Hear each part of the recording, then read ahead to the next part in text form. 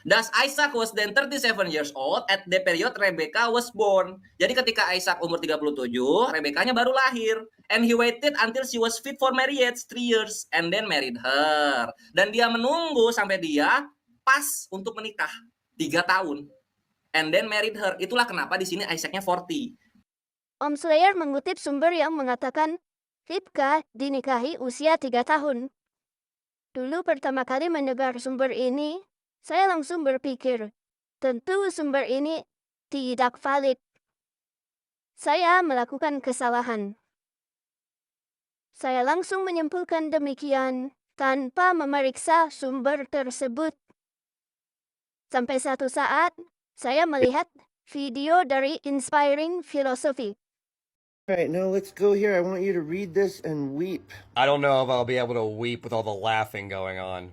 I'm gonna, let you be able to see it, and then I'm gonna show you something else, the commentary.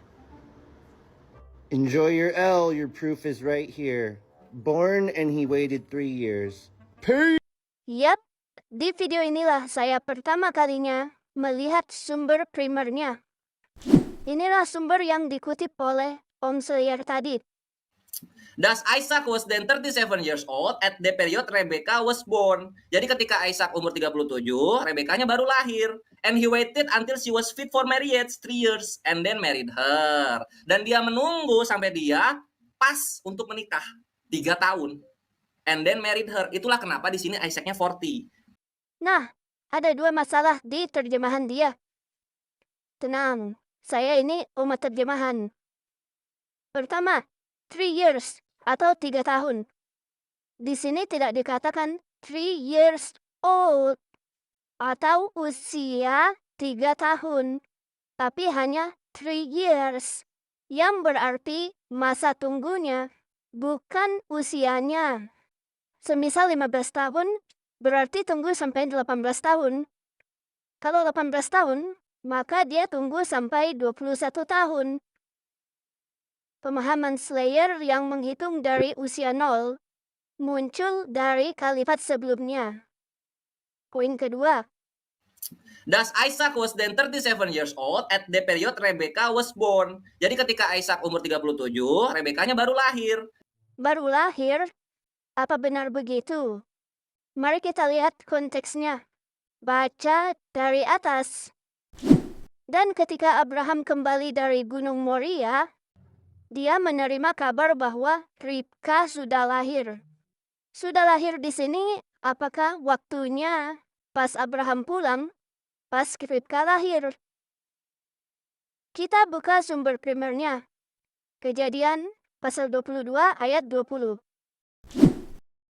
Keturunan Nahor. Sesudah itu Abraham mendapat kabar, juga Milka telah melahirkan anak-anak lelaki bagi Nahor, saudaramu. Loh, anak-anak lelaki? Memangnya Ribka lelaki? Us, anak sulung, dan Buus, adiknya, dan Kemuel, ayah Aram. Kok tidak ada Ribka?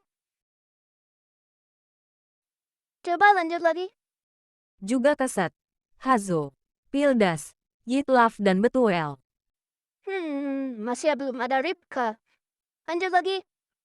Dan Betuel memperanakkan Ribka. Kedelapan orang inilah dilahirkan Milka bagi Nahor, saudara Abraham itu. Aha, ini dia. Jadi sebenarnya ini berita yang diterima Abraham tentang siapa saja yang telah lahir, bukan siapa saja yang baru saja lahir.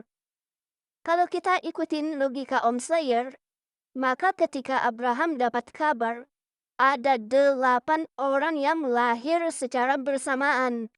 Dan 1 dari 8 ini, yaitu Betuel, langsung punya anak lagi, Ribka.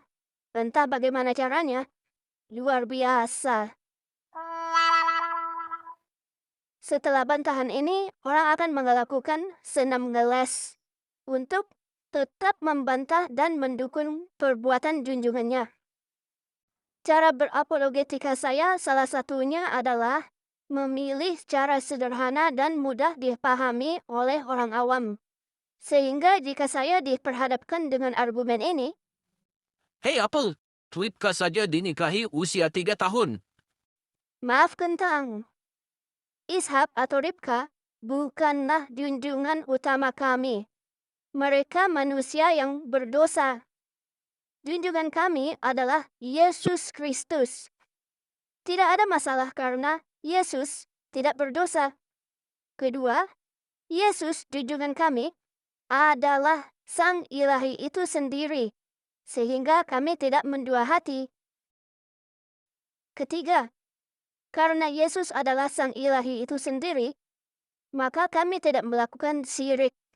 Kami tidak menyekutukan sesuatu yang lain kepada Sang Ilahi. Bagaimana dengan Anda? Apakah masih melakukan syirik?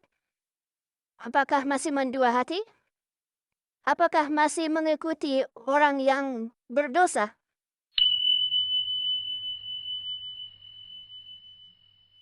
Oke, Tuhan Yesus mengasihimu.